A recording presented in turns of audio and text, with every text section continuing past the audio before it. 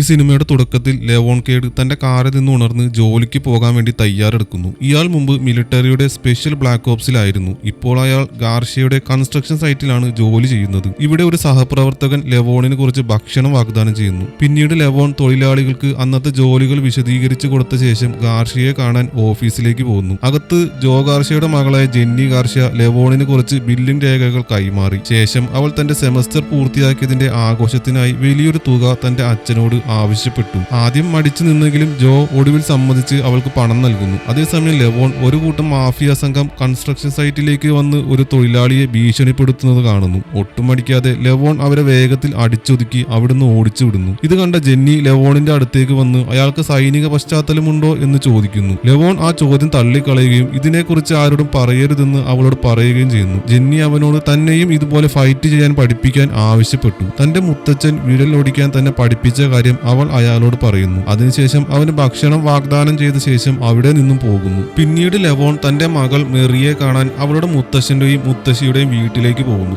ലെവോൺ എത്തിയ ഉടൻ തന്നെ മെറി അവനെ കണ്ട് അവന്റെ കാറിനടുത്തേക്ക് സന്തോഷത്തോടെ ഓടിയെത്തുന്നു. മെറിയുടെ സംരക്ഷണം ഏറ്റെടുത്ത ഭാര്യാപിതാവ് ജോർദാനുമായി ലെവോൺ സംസാരിക്കുന്നു. ലെവോണിന്റെ ഭാര്യ ആത്മഹത്യ ചെയ്തതിനെ തുടർന്ന് മകളുടെ സംരക്ഷണം അയാൾക്ക് നഷ്ടപ്പെട്ടിരുന്നു. അയാൾ ഒരു ട്രക്കിനകത്താണ് താമസിക്കുന്നത്. അതുകൊണ്ട് കോടതി അയാളുടെ കൂടെ കുട്ടിയെ വിടാൻ പറ്റില്ലെന്ന് വിധിച്ചു. തൽഫലമായി ആഴ്ചയിൽ 2 മണിക്കൂർ സന്ദർശനാനുമതി മാത്രമേ അയാൾക്ക് ലഭിച്ചുള്ളൂ. പിന്നീട് അച്ഛനും മകളും അത്താഴം കഴിക്കാൻ പോകുന്നു. അവിടെ വെച്ച് ലെവോൺ മെറിക്ക് ഒരു പ്രത്യേക സമ്മാനം നൽകി. അവളുടെയും മരിച്ചുപോയ അമ്മയുടെയും ഒരു ചിത്രം. ആ ചിത്രം കണ്ടപ്പോൾ അമ്മ തങ്ങളെ വിട്ടുപോയതിലുള്ള ദേഷ്യവും ദുഃഖവും മെറി പ്രകടിപ്പിക്കുന്നു. പിന്നീട് ലെവോൺ തന്റെ മകളുടെ സംരക്ഷണ കേസിനെ കുറിച്ച് സംസാരിക്കാൻ വക്കീലിനെ കാണുന്നു. കാര്യങ്ങൾ കൂടുതൽ വഷളായിക്കൊണ്ടിരിക്കുകയാണെന്ന് വക്കീൽ അവനെ അറിയിക്കുന്നു. ഒപ്പം ലെവോണിനോട് എന്തുകൊണ്ടാണ് ഭാര്യാപിതാവിന് ഇത്രയധികം ദേഷ്യമുള്ളതെന്ന് ചോദിക്കുന്നു.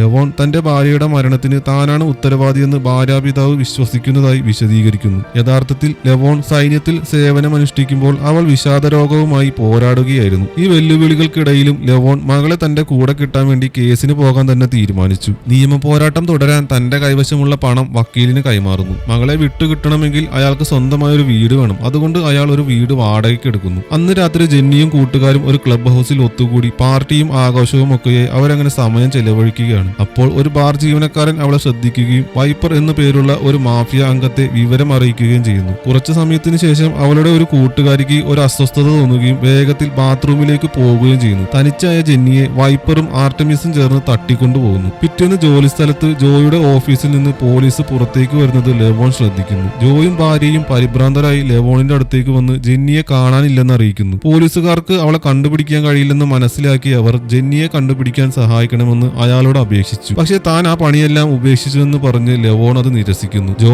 $50,000 വാഗ്ദാനം ചെയ്തിട്ടും ലെവോൺ തന്റെ തീരുമാനത്തിൽ ഉറച്ചു നിൽക്കുകയും ജോലി ഏറ്റെടുക്കാൻ വിസമ്മതിക്കുകയും ചെയ്യുന്നു. എന്നാൽ ആ $50,000 വാങ്ങിയ ശേഷം തന്റെ സുഹൃത്തിന്റെ വീട്ടിലേക്ക് പോകുന്നു. ലെവോൺ തന്റെ സൈനിക കാലത്തെ കൂട്ടുകാരനായിരുന്ന ഗണ്ണിയെ കാണാൻ വേണ്ടിയാണ് പോയത്. ജെന്നിയുടെ തിരോധാനത്തെക്കുറിച്ച് ഗണ്ണിയോട് പറഞ്ഞ ലെവോൺ താൻ ഈ ജോലി ഏറ്റെടുക്കാൻ പോകുകയാണെന്ന് അറിയിക്കുന്നു. ഒരു അപകടത്തിൽ നിന്ന് ലെവോൺ ഒരിക്കൽ ഗണ്ണിയെ രക്ഷിച്ചുവെങ്കിലും ആ സംഭവത്തിൽ ഗണ്ണിയുടെ കാഴ്ച നഷ്ടപ്പെട്ടിരുന്നു. ഗണ്ണി ഈ വിഷയം ഗാർഷ്യ കുടുംബത്തിന് എത്രത്തോളം പ്രധാനപ്പെട്ടതാണെന്ന് ലെവോണിന് മനസ്സിലാക്കി കൊടുക്കുന്നു. ജെന്നിയെ കണ്ടെത്താൻ ഉറച്ച് ലെവോൺ ജോയെ കാണുകയും മകളെ തിരികെ കൊണ്ടുവരുമെന്ന് ഉറപ്പു നൽകുകയും ചെയ്യുന്നു. അന്ന് വൈകുന്നേരം ജെന്നിയെ അവസാനമായി കണ്ട ബാറിനെ കുറിച്ച് ലെവോൺ വിവരങ്ങൾ ശേഖരിക്കാൻ തുടങ്ങുന്നു. അടുത്തുള്ള ഒരു ഇടവഴിയിൽ തിരച്ചിൽ നടത്തുന്നതിനിടെ ജെന്നിയുടെ നെക്ലേസിന്റെ ഒരു കഷ്ണം ലെവോൺ കണ്ടെത്തുന്നു. അവിടെ വെച്ച് അവളെ തട്ടിക്കൊണ്ടുപോയെന്ന് ലെവോൺ മനസ്സിലാക്കുന്നു. ലെവോൺ ബാർ ജീവനക്കാരിൽ ഒരാളെ പിന്തുടർന്ന് അയാളുടെ വീട്ടിലെത്തുന്നു. ജെന്നിയുടെ തിരോധാനത്തെക്കുറിച്ച് ലെവോൺ ചോദ്യം ചെയ്യുമ്പോൾ തനിക്കൊന്നും അറിയില്ലെന്ന് അയാൾ പറയുന്നു. അയാൾ നുണ പറയുകയാണെന്ന് മനസ്സിലാക്കിയ ലെവോൺ അയാളെ ടോർച്ചർ ചെയ്തുകൊണ്ട് പേരുകൾ വെളിപ്പെടുത്താൻ നിർബന്ധിക്കുന്നു. അയാൾ സംസാരിക്കാൻ തുടങ്ങുന്നതിന് തൊട്ടു മുമ്പ് അയാളുടെ കൂടെയുള്ള മറ്റു ചിലർ അവിടെ എത്തുന്നു. അപകടം മനസ്സിലാക്കിയ ലെവോൺ അങ്ങോട്ട് വന്ന എല്ലാവരെയും ഷൂട്ട് ചെയ്ത് കൊന്നു. മൃതദേഹങ്ങൾ പരിശോധിച്ചപ്പോൾ അവർ മാഫിയയുമായി ബന്ധമുള്ളവരാണെന്ന് ലെവോൺ മനസ്സിലാക്കുന്നു. പോകുന്നതിന് മുമ്പ് കൂടുതൽ വിവരങ്ങൾ കിട്ടാൻ വേണ്ടി മറ്റ് സംഘാംഗങ്ങളെ കൈക്കൂലി നൽകാൻ ഉദ്ദേശിച്ച് അവരുടെ കയ്യിലുള്ള പണം എടുക്കുന്നു. പിറ്റേന്ന് ഒരു കൂട്ടം ഗുണ്ടകളും ഓലോയും ആ വീട്ടിലെത്തുന്നു. തലേന്ന് അവിടെ കൂട്ടക്കൊല നടന്ന കാര്യം അവർ മനസ്സിലാക്കുന്നു. തങ്ങളെ ആരോ ലക്ഷ്യമിടുന്നുണ്ടെന്ന് തിരിച്ചറിഞ്ഞ അവർ വേഗത്തിൽ തെളിവുകൾ എല്ലാം നശിപ്പിച്ച് അവിടെ നിന്ന് പോകുന്നു. ലെവോൺ അവരെ പിന്തുടർന്ന് ഒരു സേഫ് ഹൗസിലേക്ക് എത്തി. അയാൾ ശ്രദ്ധയോടെ ആ പ്രദേശമൊക്കെ നിരീക്ഷിച്ച ശേഷം തന്റെ നീക്കം നടത്താൻ തുടങ്ങി. ലെവോൺ കെട്ടിടത്തിലേക്ക് നുഴഞ്ഞു കയറി വോലോയെ വേഗത്തിൽ കീഴ്പ്പെടുത്തി ഒരു കസേരയിൽ കെട്ടിയിട്ടു. ബോധം തിരിച്ചു വന്നപ്പോൾ ലെവോൺ അപകടകരമായ ഒരു തെറ്റാണ് ചെയ്യുന്നതെന്ന് വോലോ അയാൾക്ക് മുന്നറിയിപ്പ് നൽകുന്നു. അതൊന്നും വകവയ്ക്കാതെ ലെവോൺ താൻ നേരത്തെ എടുത്ത പണം വലിച്ചെറിഞ്ഞ് ജെന്നിയെ കുറിച്ചുള്ള വിവരങ്ങൾ ആവശ്യപ്പെട്ടു. വോലോ അത് പറയാൻ വിസമ്മതിച്ചപ്പോൾ അയാളെ കസേരയിൽ കെട്ടിയിട്ട് വെള്ളത്തിലേക്ക് എറിഞ്ഞ് മുക്കി കൊന്നു. അന്വേഷണത്തിൽ വോലോയുടെ മകനായ ഡിമിയാണ് തട്ടിക്കൊണ്ടുപോകലിന് പിന്നിലെന്ന് ലെവോൺ കണ്ടെത്തുന്നു. ഒട്ടും സമയം കളയാതെ ലെവോൺ അവനെ കണ്ടെത്താൻ പോകുന്നു. അല്പസമയത്തിന് ശേഷം സംഘത്തിലെ മറ്റൊരു പ്രധാന വ്യക്തിയായ യൂറി സേഫ് ഹൗസിലെത്തുന്നു. വോലോ മരിച്ചു കിടക്കുന്നത് കണ്ട് ഇതിന് ഉത്തരവാദിയായവനെ വേട്ടയാടി കണ്ടെത്താൻ തന്റെ ആളുകളോട് ഉത്തരവിടുകയും ചെയ്യുന്നു. ലെവോൺ പോലീസിലെ ഒരു സുഹൃത്തിനെ വിളിച്ച് ഡിമിയെ കുറിച്ച് വിവരങ്ങൾ ചോദിക്കുന്നു. ഡിമി അതീവ അപകടകാരിയായ ഒരു വ്യക്തിയും മാഫിയയിലെ ഒരു നേതാവുമാണെന്ന് സുഹൃത്ത് അവന് മുന്നറിയിപ്പ് നൽകി. ശേഷം സംഘടിത കുറ്റകൃത്യങ്ങളുമായി ബന്ധമുള്ള ഒരു ബാറിന്റെ വിലാസം നൽകുന്നു. അന്ന് രാത്രി ലെവോൺ ആ ബാർ സന്ദർശിച്ചു. സെക്യൂരിറ്റി അംഗങ്ങളിൽ ഒരാൾ ലെവോൺ ധനികനാണെന്ന് മനസ്സിലാക്കി അവനെ ഡച്ച് എന്നയാളുടെ അടുത്തേക്ക് കൂട്ടിക്കൊണ്ടുപോയി. ലെവോൺ ഒരു അണ്ടർ കവറിൽ ഉള്ള പോലീസാണെന്ന് സംശയിച്ച ഡച്ച് തന്റെ ബോഡി ഗാർഡുകളോട് അവനെ കൊല്ലാൻ പറയുന്നു. ലെവോൺ വളരെ വേഗത്തിൽ അവരെ കീഴടക്കി. അവരിൽ ഒരാളെ കൊല്ലാൻ തുടങ്ങുമ്പോൾ ഡച്ച് ഇടപെടുകയും ലെവോൺ ഒരു സൈനികനാണെന്ന് മനസ്സിലാക്കി ഒരു ഒത്തുതീർപ്പിന് തയ്യാറാകുകയും ചെയ്യുന്നു. ഇതൊരു നല്ല അവസരമായി എടുത്ത ലെവോൺ താൻ മയക്കുമരുന്ന് വാങ്ങാനാണ് ഇവിടെ വന്നതെന്ന് അയാൾ ധരിപ്പിച്ചു. ഡച്ച് ആ ഡീലിന് സമ്മതിക്കുകയും ചെയ്തു. പിറ്റേന്ന് ഡച്ച് വാഗ്ദാനം ചെയ്ത സാധനങ്ങൾ എത്തിക്കുകയും മാഫിയയുടെ പ്രധാന ഡീലറുമായി ലെവോണിന് ഒരു കൂടിക്കാഴ്ച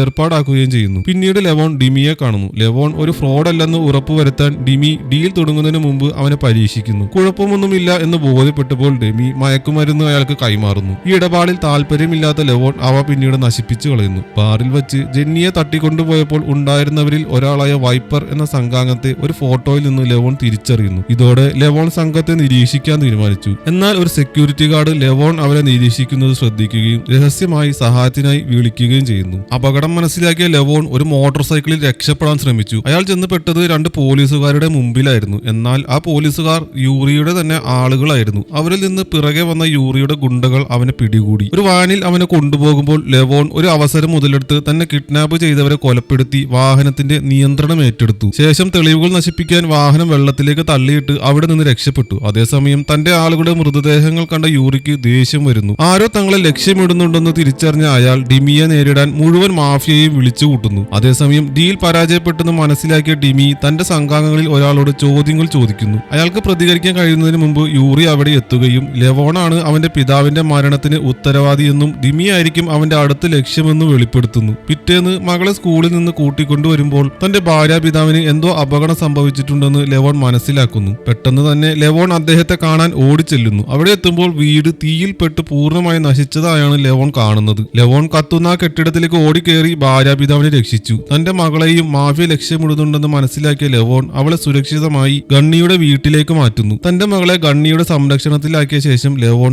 ആയുധമെടുത്ത് യുദ്ധത്തിന് തയ്യാറെടുത്തു. അതേസമയം ജെന്നിയെ വൈപ്പറും ആർട്ടിമസും ചേർന്ന് ഒരു സേഫ് ഹൗസിലേക്ക് കൊണ്ടുപോകുന്നു. ഒരു അവസരം മുതലെടുത്ത് അവൾ അവരുടെ പിടിയിൽ നിന്ന് രക്ഷപ്പെട്ട് തെരുവുകളിലേക്ക് ഓടി. ഒരു പോലീസ് കാർ കണ്ടപ്പോൾ സഹായത്തിനായി അവൾ കൈ കാണിച്ചു. എന്നാൽ ആ പോലീസ് ഉദ്യോഗസ്ഥൻ സംഘത്തിന് വേണ്ടിയാണ് പ്രവർത്തിക്കുന്നതെന്ന് പിന്നീടാണ് അവൾ തിരിച്ചറിഞ്ഞത്. ആ അഴിമതിക്കാരിയായ പോലീസുകാരി അവളെ വൈപ്പറിന്റെയും ആർട്ടിമിസിന്റെയും അടുത്തേക്ക് തന്നെ കൊണ്ടുപോകുന്നു. പിന്നീട് ഒരു ധനികനായ ക്ലയന്റ് ജെന്നിയെ രാത്രിയിലേക്ക് ആവശ്യപ്പെട്ടുകൊണ്ട് വൈപ്പറിനെ വിളിക്കുന്നു. അവർ ആ വാഗ്ദാനം ഒട്ടും അടിക്കാതെ സ്വീകരിച്ചു. ഡിമിയുടെ ഒളിത്താവളത്തിൽ ലെവോൺ അവനെ നേരിട്ട് ജിന്നിയുടെ ലൊക്കേഷൻ എവിടെയെന്ന് ചോദിക്കുന്നു. തന്റെ ജീവൻ രക്ഷിക്കാൻ വേണ്ടി ജെന്നിയെ പാർപ്പിച്ചിട്ടുള്ള സ്ഥലം ഡിമി വെളിപ്പെടുത്തി. കൂടാതെ ഇക്കാര്യത്തിൽ വൈപ്പറിന്റെ പങ്കും എന്താണെന്ന് പറഞ്ഞു. തട്ടിക്കൊണ്ടുപോകുന്ന പെൺകുട്ടികളെ കുറിച്ചുള്ള വിവരങ്ങൾ ശേഖരിക്കുന്നതിന്റെ ചുമതല അവനാണ്. ലൊക്കേഷൻ കയ്യിൽ കിട്ടിയ ശേഷം ലെവോൺ ഡിമിയെ കൊന്നുകളഞ്ഞു. അതേസമയം ഡച്ച് തങ്ങളുടെ പ്രവർത്തനങ്ങളിലേക്ക് നുഴഞ്ഞു കയറിയത് ലെവോൺ ആണെന്ന് മനസ്സിലാക്കുന്നു. അതിനാൽ തന്റെ സംഘത്തിന് അതിനെപ്പറ്റി മുന്നറിയിപ്പ് നൽകുന്നു. ഇതേസമയം ലെവോൺ സേഫ് ഹൗസിലേക്ക് എത്തി. ഒട്ടും സമയം പാഴാക്കാതെ ഡച്ച് ഉൾപ്പെടെയുള്ള വഴിയിലുള്ള എല്ലാവരെയും ഒന്നൊന്നായി അയാൾ ഇല്ലാതാക്കി. ഈ പോരാട്ടത്തിനിടയിൽ ജെന്നി തിരിച്ചടിച്ച്